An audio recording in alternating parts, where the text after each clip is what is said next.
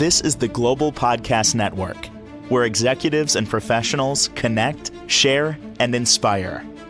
Stay tuned for the conversations that drive success.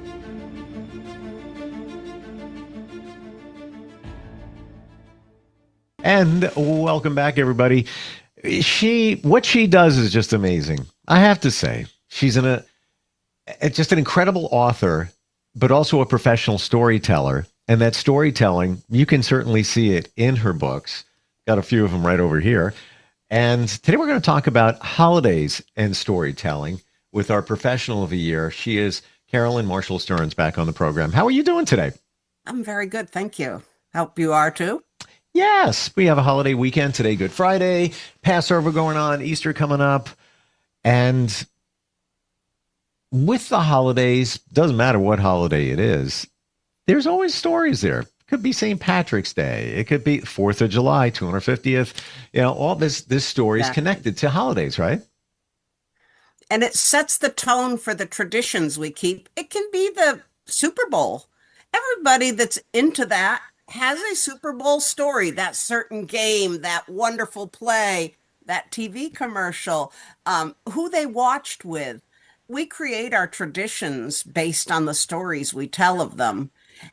But we've lost a lot of the tradition of stories in holiday and the opportunity that when families gather, families and friends, for any holiday, that they sat around the table, dinner was slow, and the stories were told. And families collected that generational story at that point in time.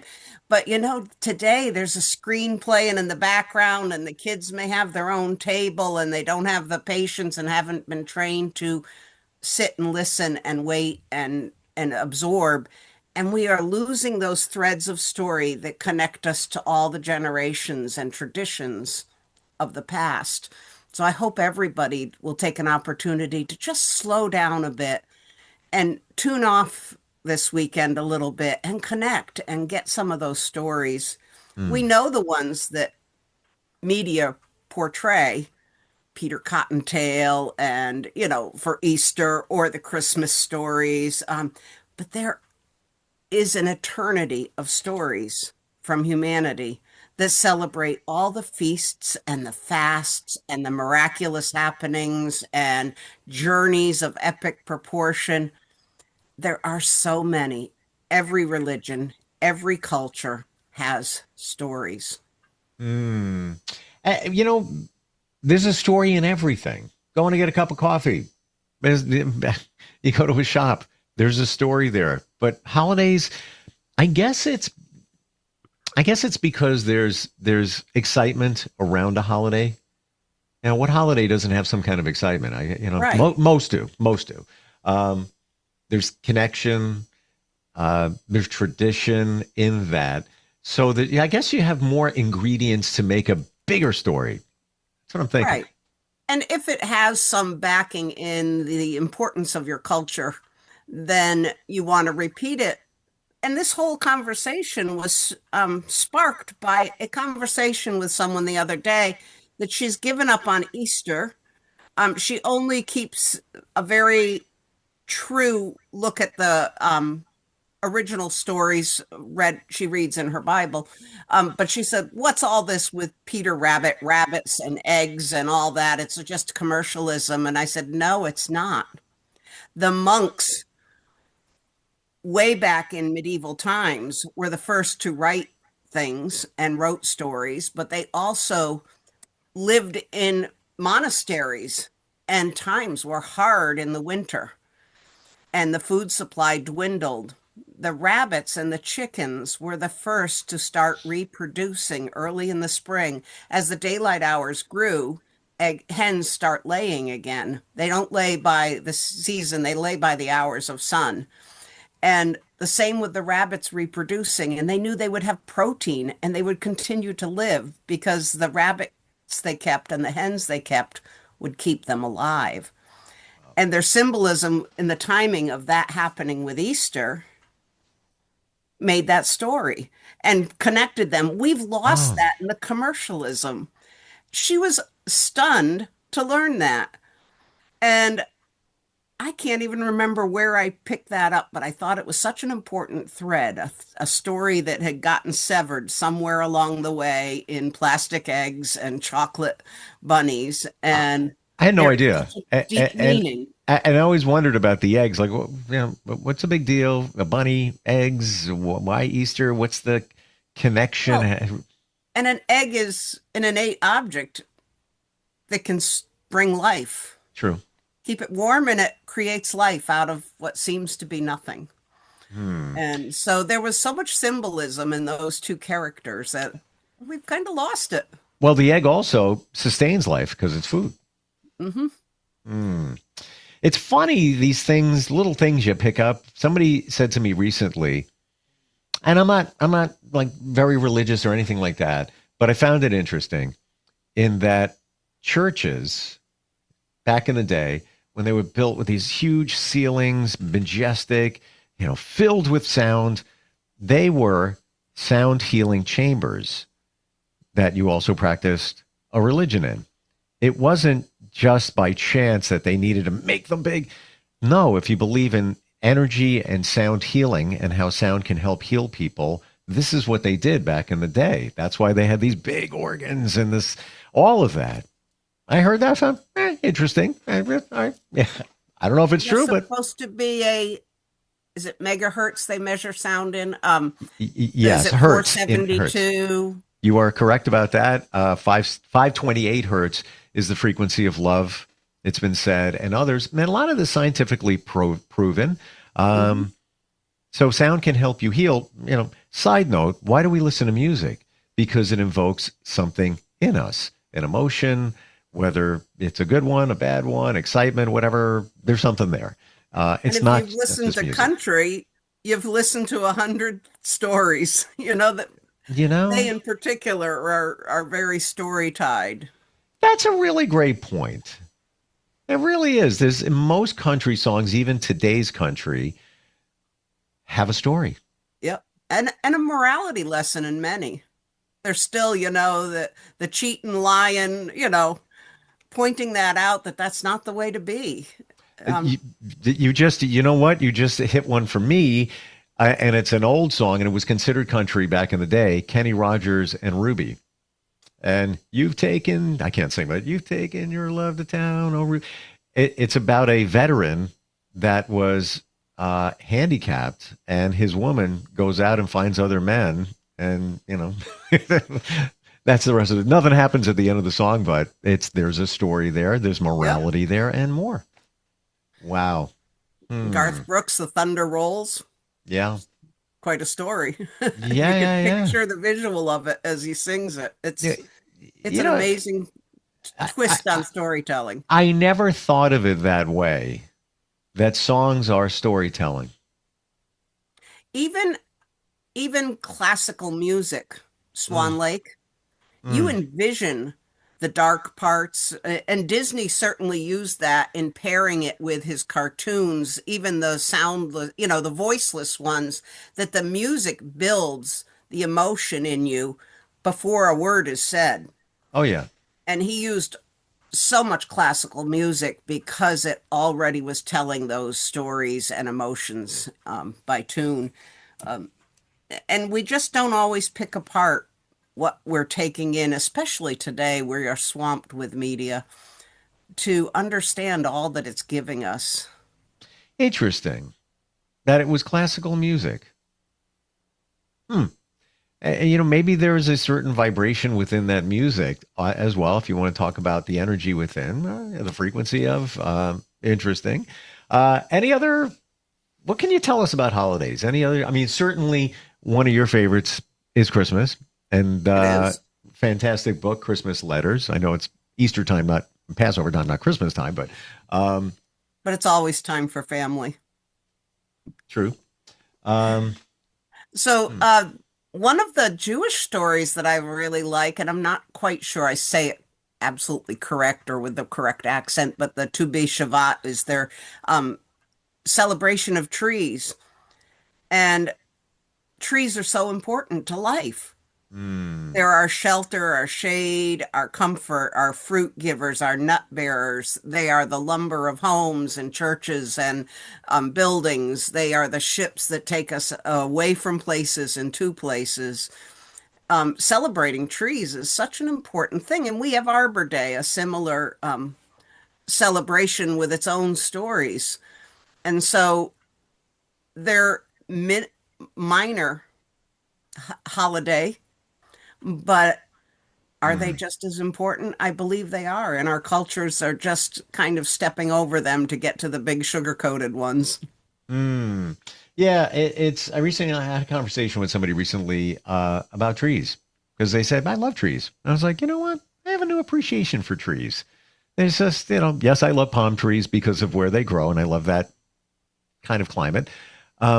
But aside from that, trees are majestic. There's something there, but also I believe we connect with trees because they're grounding. They're in the ground. They're, that kind of centers us, and they do so much more, as you said. Uh, if They're you, a stable thing because they have deep roots, and yeah, we seek roots even when we live within a family that's extended and all. We are always looking to find that place that we call home and we settle our roots because we compare our life to that of a tree. mm, and there's stability. You rarely see a tree fall. Yep. And they bend with the storms and they rest, they take their deep rest and then they come back. And there's a story about the evergreens and why they stay that way. And it's Native American and why those trees were chosen to stay green year round. That's interesting in itself. There. Uh, wow. What else can you tell us about stories and connected to holidays? Anything that stands out for you? So Halloween, obviously, it's one of my busiest times a year because Uh, people love to test the boundaries of their belief in their fright. That's why we ride roller coasters. That's why we go to haunted houses. Um, there's just so much written in that genre, but it's broken up. There's horror where there's a lot of blood and gore, and then spooky is eliciting from you that feeling that, ooh, could that possibly be? Are there that kind of feelings, that kind of, I've felt those goosebumps walking at night in the dark, and what creates that? And I use spooky. I can't go to the horror side. hmm, It's not a place I want to be or sure. read or watch, but spooky I like because I like to test the mind in what is your belief, how much do you feel, and are we out of touch with what's out there, or can we take time to absorb that? It leaves a lot of fun questions and a lot of fun to write and try to draw that spooky feeling out. Hmm. There's a lot of other holidays like 4th of July this year in particular, as you touched on, America 250. I'm already introducing stories of that to grade school children in my artist in residence programs around the state, um, telling them it's happy birthday, America, because we need to be excited. I do think we will see a real uptick in parades and fireworks and celebrations this year because we're marking 250 years of roller coaster rides of a very young country, even at 250 years, and Hmm. all the stories that were created in getting it from the beginning to today. It's kind of exciting when you think about it. How many stories? I'm going to use that word, endless, when Endless. it surrounds our country, what we've been through, where we were, where we are, how we got there, all of that. There's like deep, deep, deep stories within that. And I think partly because we are such a melting pot, Mm, that it's even larger here. Not that other countries haven't experienced great migrations, and Europe had a lot of movement around the continent and across the Mediterranean because it wasn't that large of a body of water, and wars back and forth over centuries. But I still think that America just took from so many avenues and opened its arms to so many people that each brought their own stories, cultures, and what a wonderful, wonderful blend we have, a buffet of terrific experiences to celebrate.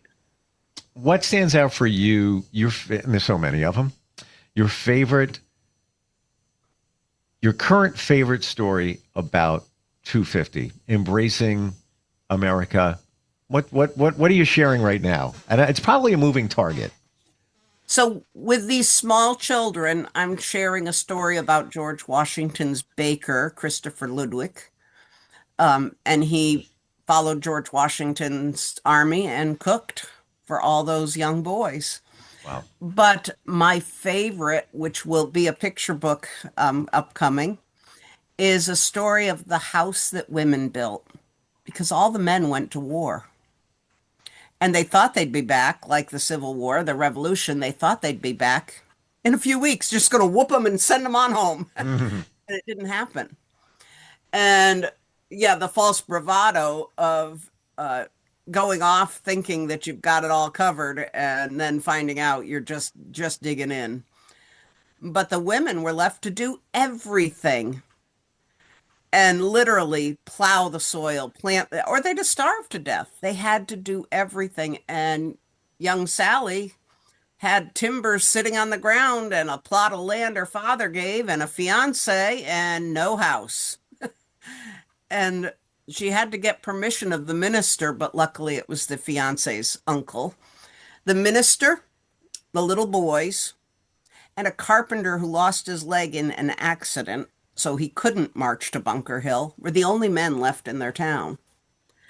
And she got permission with him orchestrating it to do the house raising.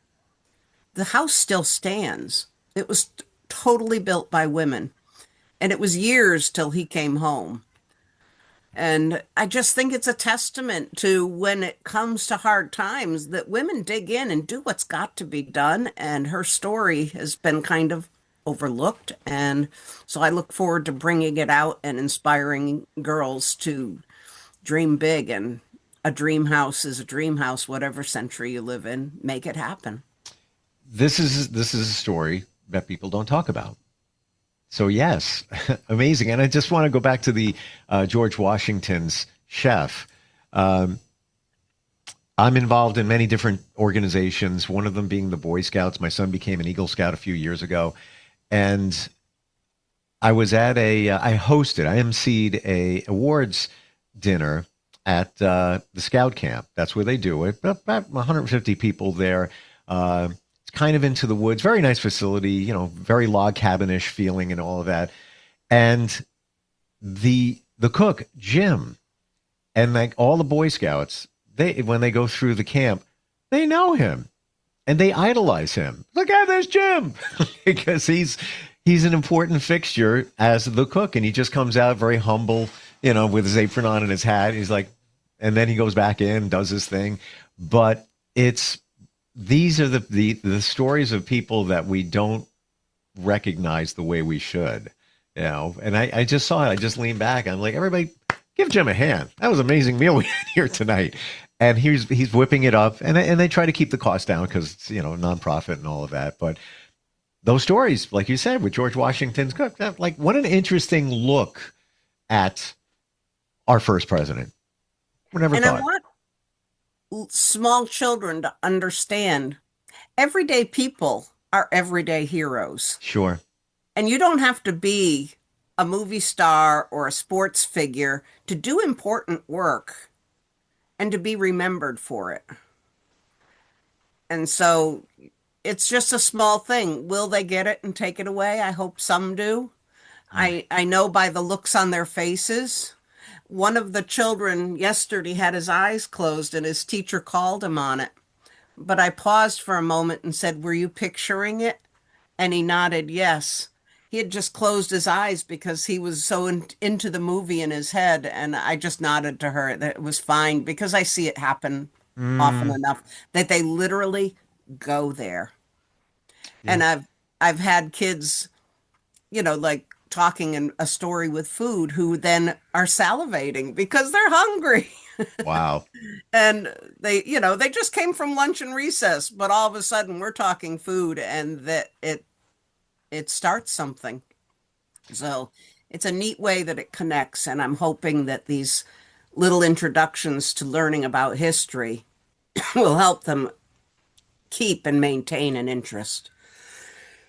Did you ever have any aspiration at some point to be a history teacher? I am every day. Okay, fair I enough. just don't have a classroom. Fair enough. All right. You got me on that one. It's true. I got booked recently. Well, it's in the process to do. One town is doing their celebration of the 250th. Pardon me. One of the things I get at school is colds. They've got a trolley coming, and I'm going to do the tours and tell the stories. There is something going around. I'm just going to say in the last week and a half, too, like almost everybody I know has had it. I had it at the beginning of this week, and vitamin C, I got rid of it in like a day and a half. I'm very grateful that it doesn't happen. But yeah, there's something floating around out there. Oh, yeah, especially in first grade. Oh, yeah, I can't even imagine. They're all about sharing.